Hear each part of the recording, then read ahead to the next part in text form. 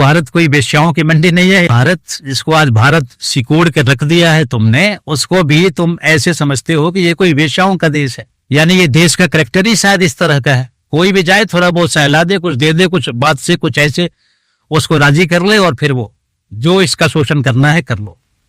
मत तो जिसके ऊपर मटराती है उसको कुछ भी समझ में नहीं आएगा। स्वयं विधाता, स्वयं ब्रह्मा या साक्षात भगवान भी आकर कुछ कहेगा, विपरीत बुद्धि। जिसलिए मंदोदरी ने रावण को कहा कि विधाता बाम हो गया, इसमें पति का ये वचन है उसका कि इसके खिलाफ विधाता बाम हो गया। बाम हो गया मतलब अब उलट गया इसका सब कुछ, अब इसको मतलब में जाना ही होगा। इसलिए इसको कोई भी बात समझ में नहीं आ रही है।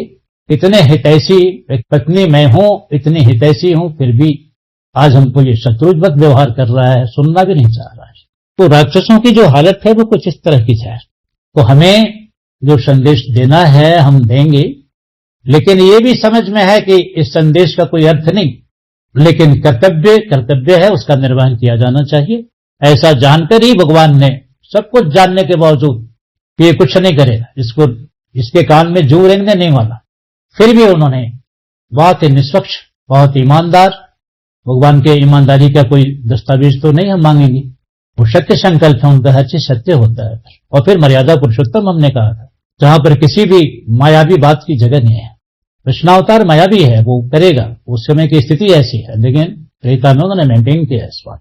तो सत्य स्वभाव से, सत्य संकल्प से उन्होंने उसको ये संदेश पहुंचाए, हनुमान के माध्यम से अन्यों को भी प्रेरित करे, पूर्व प्रेरक रघुवंश बने। लेकिन फिर भी उस मूर्ख को ये बात समझ में नहीं आई। तो इनकी परंपरा ही ऐसी है, इसलिए इसको कोई समझ लेगा, कोई यूरोप का राष्ट्राध्यक्ष समझ लेगा, या सुपर पावर्स जो बनकर बैठे पड़े हैं वो समझ लेंगे इसको, नहीं, उसको कुछ लेना ही देना नहीं है, 2 पैसे की चीज नहीं है उनके लिए, 2 पैसे की चीज नहीं है। कौड़ी 2 पैसा भी ज्यादा हो, कौड़ी बात है, ये धूल मिट्टी की बराबर भी नहीं है ये संदेश उनके, मुझे पता है इस बात। लेकिन आने वाला समय जो इतिहास आएगा वो लिखेगा इस बात कि कुछ चीजें आएंगी, और अभी तो हमने प्रारंभ भी किया है। अभी हमारे से अगले पीढ़ी के लोग अभी आएंगे। अगली पीढ़ी का मतलब ये हो गया कि इस काम को करने वाले जिनकी मान्यता है वो भी आएंगे इसके भीतर, या परमात्मा अपनी तरह से इसको करेगा। हमको तो अभी जस्ट आप समझो तो एक जरा सा पूरे ही फूंकने के लिए हूं मैं, अभी तो नगाड़े बजने हैं इसके, होंगे ये सब, और समय है इसमें, समय इतना भी नहीं है ऐसे बड़े कार्यों के लिए, ऐसे बड़ी बातों के लिए समय की कोई ऐसी बात नहीं होती कि उसकी सीमित अवधि है, ये लगेगा इसमें समय अपने ढंग का। लेकिन हाँ, एक शुरुआत, एक प्रारंभ यहां पर हो गया है। तो कुछ बातें इसके अंदर हैं जिसे हमें खुद से समझ लेना चाहिए। तो जो वैदिक हैं, जिसको एक ही हमारा बस प्रमाण है वेद, और इस बात को आप समझ सकते हैं, इसलिए प्रमाण तो बहुत हैं। लेकिन मुझे एक सवाल यहां पर है केवल कि भारत, और भारत जब हम कहते हैं तो संपूर्ण विश्व भारत, क्यों पाकिस्तान कहां चले जाएंगे? पाकिस्तान भी तो हमारा ही है, और कहां चले जाएंगे? वो जहां भी जाएंगे हमारा ही है, वो अरब चले जाएंगे हमारा ही है, वो कहीं भी धरती पर होंगे वो हमारा ही है, चाहे वो यूरोप हो या जो भी कंटिनेंट्स है हमारा ही है। क्योंकि पहले हमने कहा था भारत का नक्शा 7 सागर, संपूर्ण पहाड़, संपूर्ण पृथ्वी, जो कुछ भी एग्जिस्ट कर रहा है इस धरती प्लेनेट पर वो सब हमारा है। तो तुमने ऐसे करते करते जाने कितने सिकोड़ते तुम राक्षसी करते करते और कथा खराब कर दिया। जिधर तुम रहते हो वो हमारा रेगिस्तान था, चले गए तुम उधर से। जैसे पोर्ट ब्लेयर में पहले काला पानी वालों को, काला पानी पोर्ट ब्लेयर, अपराधियों को उधर भेजा जाता था। तो जो अपराधी इधर हुआ करते थे उन अपराधियों को उधर उन जगहों पर भेज दिया जाता था जहां वो घोर कष्ट पाए। वे वैसी जगह हैं सब, ये कोई शस्य श्यामला हरित भूमि नहीं है, अरब रेगिस्तान का समंदर है, और आज भी देख लो कहीं कुछ ऐसे साधन नहीं है। तो ये अपराधियों की जगह है। यहां से जो अपराधी होते थे, जहां कहीं के भी धरती पर अपराधी होते थे, बस निर्जन, जैसे इस देश के अपराधी अंग्रेजों ने पोर्ट ब्लेयर पर उनको पोर्ट कर देते थे, द सेम ये वाली चीज। इसके इतिहास को खंगालोगे तो ज्ञात इतिहास में ये सब दस्तावेज मिल जाएंगे। तो ये अपराधी थे, उन्होंने फिर अपराधी वृत्ति, और फिर बहुत इतिहास पढ़ाने नहीं बैठे हैं। और हम जो इतिहास पढ़ाएंगे उसको दुनिया के किसी पुस्तक में होगी भी नहीं, और अगर कहीं होती भी है संजोग बस, तो फिर भी इतनी प्रामाणिकता के साथ, तो मुझे वो विषय हमारा नहीं है। हमारा विषय है जो बिल्कुल आंतरिक और जो परम शक्ति की स्थिति है उसमें। दुनिया का कोई भी इतिहास कृप्ट इतिहास है, जो भी लिखा गया है उसमें कुछ भी नहीं है। अगर 20% बातें सही हैं तो 70% बातें मिलावटी हैं, क्योंकि जितने इतिहासकार हैं वो सब ऑनेस्टी तो बात खत्म हो गई। वो जमाना चला गया जबकि कभी ये घनसांग आया, कभी वैसे फाहियान आया, या और भी बहुत सारे आए। तो अभी रिसेंट, और उनमें भी कुछ कुछ बातें हैं, लेकिन फिर भी मैं उनके आदर करता हूं कि उनका नाम अगर श्रीमुख से मेरे निकला है तो कहीं ना कहीं सिंसियरिटी होगी। ऐसे है, इसलिए हमारा इतिहास भी कुछ और ही है। दुनिया की कोई यूनिवर्सिटी एक्सेप्ट करे या न करे हम कह नहीं सकते, लेकिन सत्य इतिहास ये है। तो इस बात को समझना है अच्छे तरीके से। और भारत, इसको इसी भारत को मान लें तो ये वेश्याओं की मंडी नहीं है, ध्यान रखना है। मूर्ख बनाते हो तुम, ये बहुत सहनशील हैं, ये ऐसे हैं, जैसे किसी मूर्ख को, किसी भोले भाले आदमी को, ये शिव का देश है, शिव भोले भाले हैं, वो राक्षस जाके जरा सा ऐसे आरती दिखा देंगे तो मांग ले, क्या लेना है बेटा। आशुतोष, ये आशुतोष का देश है, इसलिए भस्मासुर गया आशुतोष। बस एक कविता कुछ पढ़ा, कुछ ऐसे, बस हो गए, बोल बोल क्या चाहिए। आशुतोष है, वो जान रहा है कि जो चमचागिरी कर रहा है, ये जान रहा है कि ये कुछ अपना ऐसे जो कर रहा है, ये नीड समथिंग, ये नीड समथिंग। मांगो मांगो जो मांगना है, ये भी नहीं कि क्या मांग लेगा क्या देगा, और दे डाला। रावण गया, एक स्तोत्र सुना दिया, हो गया, बस क्या चाहिए तुम्हें। तो कभी पाशुपात्र ले लो, कभी वैसा ले लो, वो जाता ही था इसी बात से। गुरु स्वीकार तो किया था उसने, ये असुर ऐसे होते हैं। भस्मासुर ने भी गुरु स्वीकार किया शिव को, अविवाहित था, स्त्री भोग के लिए तो चाहिए चाहिए। अविवाहित होने का मतलब नहीं था कि वो कोई बाल ब्रह्मचारी था, हजारों स्त्रियों को भोग चुका था। अब वो इतना लंपट हो चुका था कि वो शिव की पत्नी पार्वती उनको इतनी प्रिय लगी कि बस बस ये तो हमारे पास होनी चाहिए। और इतना दुस्साहस, और ये भी होना चाहिए, फिर शिव की गद्दी भी होनी चाहिए। लेकिन शिव अगर इस गद्दी पर बैठ करके इतना सामर्थ्यवान हो गए हैं कि समस्त देवता आराधना कर रहे हैं, तो हम क्यों नहीं। बात ये थी, और ये अगर एक बार चला गया तो आसानी से तो पार्वती देने वाला नहीं है। जब तक ये जीवित रहेगा तब तक पार्वती हस्तगत नहीं हो सकती मुझे। तो पहले तो उसने यही कहा कि ये मेरा इरादा है, अगर आप ये व्यवस्था करो तो हम आपकी बहुत ही सुंदर व्यवस्था कर देंगे, आप रिटायर्ड लाइफ जियो। काय को इतना मेहनत करते हो, दुनिया भर का मीटिंग और कॉन्फ्रेंस करते रहते हो, संदेश सुनाते रहते हो लोगों को बिठाने, काय को करते हो, आराम से बैठो, तब सुख चैन से, बहुत हो गए। गद्दी हमारी, राज्य हमारा, गुरु जी रहोगे, कोई दिक्कत नहीं।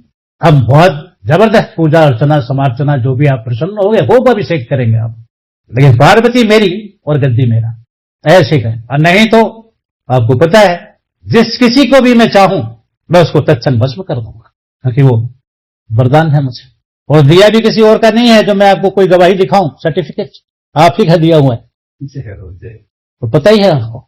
बस एक जरा सा बस यूं करने का है, तो उस कथा को क्या हम बताएं आप, वो बस मशा आपने जो लिया है, जो भी शक्ति है, जो भी, कुछ आइंस्टीन वाइंस्टीन कुछ नहीं। यहां वैशेषिक दर्शन के आचार्य रहे हैं, यहां सांख्य दर्शन के आचार्य रहे हैं। तुम्हें जब परमाणु का प नहीं मालूम था तो यहां के ऋषियों को मालूम था। ऐतरेय को तुमने नकल किया, ऐतरेय को तुमने, वेदों के प्रसिद्ध ऋषि हैं सब, तुम्हारे पास हमारे पुस्तक गए, हमारे किताब गए, तुम यहां आए थे मिर्च मसाला बेचने, जाने क्या क्या लेकर चले। अभी शिव जी की तरह आशुतोष, हम आपके यहां व्यापार करने आए हैं, अब आते ही रहते हैं हमारे यहाँ के लोग, इबादत के लिए एक जगह मिल जाए तो कैसी अच्छी बात हो। और ये उदार आशुतोष, ये आशुतोष संस्कृति है यहाँ। राजा आशुतोष हुआ करते थे। जिन राजाओं को तुमने ठगा है केरल में या उधर उधर जहां से शुरुआत हुई है इन सब दुष्टों, तो बस इसके लिए तुम आए, सोना लूटने आए, ऐसे नहीं लूट पाए तो अब भयानक जो जो तुमने यहाँ किया है। अब उस इतिहास को अगर हम कहें तो ये हमारे स्तर की चीज नहीं लगती, लेकिन हम तो उस गहरे बात को कह रहे हैं कि ये सब क्या करके बैठेगा। और सारी शुरुआत कहां से है, वहीं से है। तो ये प्राचीन छोड़ दो, ये सृष्टि के प्रारंभ से ही ये बातें हैं, ये चलते ही रहते हैं। हाँ, रहना इनको नियंत्रण में चाहिए। बाघों को बनाया गया है, सिंहों को बनाया गया है, तो उसका अपना एक पर्पज है। राक्षसों को बनाया गया, उसका एक पर्पज है। सिंह भी बेकार नहीं है, लेकिन वो सिंह अगर खुली बस्ती में आ जाए, ये उसकी जगह नहीं है। काली नाग का दमन जो भगवान ने यहां पर किया है, वो इसी बात पे, तेरी ये जगह नहीं है, तुम्हारी जगह एकांत है, बियावान है, निर्जन है, या उन जगहों पर बिल्कुल नहीं आना है, क्योंकि तुम्हारी वृत्ति गंदी, तुम्हारा कोई ठिकाना नहीं है। अब तुम आ तो गए हो यहां पर, लेकिन अब आकर के तुम इस जल को दूषित कर रहे हो। लोग मृत्यु के शिकार हो रहे हैं, गायें पीकर नहीं पी पाएंगी, या बहुत कुछ है यहां पर। एक छोटा सा होता है, वो तो दिए गए हैं, उसको ऐसे नहीं समझ। उसके इतना आतंक बढ़ गया था, तो उसको सभी राक्षसों को जो अपना कूट रहे थे, तो उसको भी कूटना पड़ा। बात तेरी ये जगह नहीं है और तू अपनी वृत्ति से मानेगा नहीं, तेरा तो केवल उच्छेद करना ही एक समाधान है बस। लेकिन वो तो बीच में पत्नियां आ गई और उन्होंने गारंटी दी कि बस इसका प्राण बकस तो हमें देखो, स्त्री शक्ति का महान सम्मान करने के कारण भगवान ने उन स्त्रियों की प्रार्थना पर काली को बकस दिया, इस कंडीशन के साथ कि गारंटी लिया उन्होंने कि दोबारा कभी इसकी परछाई नहीं दिखेगी यहाँ पे, तो काली का दमन किया होगा, जबकि उसको पूरी तरह से फाड़ फूड़ के रख देना था। और जो नृत्य कर रहे थे वो नृत्य असह्य था उसके लिए, थोड़ी देर और चलता तो बस सांसें फट जाती उसकी। और वो खेल कर रहे थे, नृत्य कर रहे थे, जो इतना भयंकर बना हुआ है, काली नाग तो इतना दाहक बना हुआ है, हम तुम पर नृत्य करते हैं। तो हम नृत्य करने वाली परंपरा से आते हैं, ध्यान रखना। और तुम्हें गिनती करते रहते हो ना कि ये इतने हैं और ये इतने हैं, नहीं, एक हनुमान काफी है, सनातन का एक बच्चा काफी है, क्योंकि परमात्मा की शक्ति जाती है उसके भीतर। हनुमान के पास तो कुछ भी नहीं था। मैं सिरे से नहीं मानता कि कोई उसका बजरंग था या कुछ था, ऐसा कुछ है। परमात्मा की कृपा उतर जाओ और फिर उस शक्ति का कोई मतलब ही नहीं है। अगर हनुमान को मसल और खाली मसल की ही शक्ति थी तो रावण कौन सा कम था? या फिर उसी तरह की अगर शक्ति का पहले तो परिभाषा ही तुमको पता नहीं है। शक्ति लाइटनिंग है, वज्र जो बिजली से जो बिजलीपात होता है, विद्युत का वज्रपात जिसको कहते हैं, जो हो जाए तो फिर पहाड़ों को चीर दे, जबकि उसके पास कोई मशल नहीं है। वो शक्ति और तरह से आध्यात्मिक शक्ति, तुमको अभी होश नहीं है इस बात, वो वाली बात। अभी उस शक्ति का तुम्हें दूर दूर तक कुछ नहीं है, जो परमाणु शक्ति पर भी भारी पड़ जाए। तो बहुत गहरी विज्ञान है इसके भीतर, लेकिन वो तुम्हारी अकल में आने वाली नहीं है। और इस समय अहंकार का तांडव हो रहा है तुम्हारे ऊपर, रावण के ऊपर अहंकार का वो तांडव कर रहा है। ऐसे कहां वो सुनने वाला है? जैसे बहुत बड़ा ड्रग एडिक्टेड या अल्कोहल का एडिक्टेड या कोई भी नशे में धुत, उसको क्या पता चलेगा? फिर आप छोटा सा आप नशा नहीं भी लेते हैं तो भी नशे में धुत व्यक्ति से आप क्या आशा करते हैं? लोग साइड करके निकल जाते हैं, इससे बात करना बेकार है। तो सबसे बड़ा नशा कौन सा है? अहंकार। मद शब्द उसके लिए कहा, अहंकार। जब हाथी ऐसा जब शक्ति में बनता है तो कहते हैं हाथी का मद चढ़ जाता है। ऐसा लगता है कि सारे जंगल में और कोई है ही नहीं, सारे जंगल को ध्वस्त करता है। लेकिन फिर उधर से देखता है, सिंह की नजर पड़ती है, तो वह तो एकदम बल के मद में ऐसे फट रहा है आके, एकदम वो कुछ खाने पीने का नहीं रहता। फिर वो सिंह की एक अमृति है, उसको बर्दाश्त नहीं होता फिर कि ये ऐसे शक्ति का प्रदर्शन कर रहा है। वो छल कर उसके मस्तक पर आकर फाड़ के उसका मद झाड़ देता है। रावण का मद झाड़ दिया गया। तो ऐसे ये बहुत सारी चीजें हैं।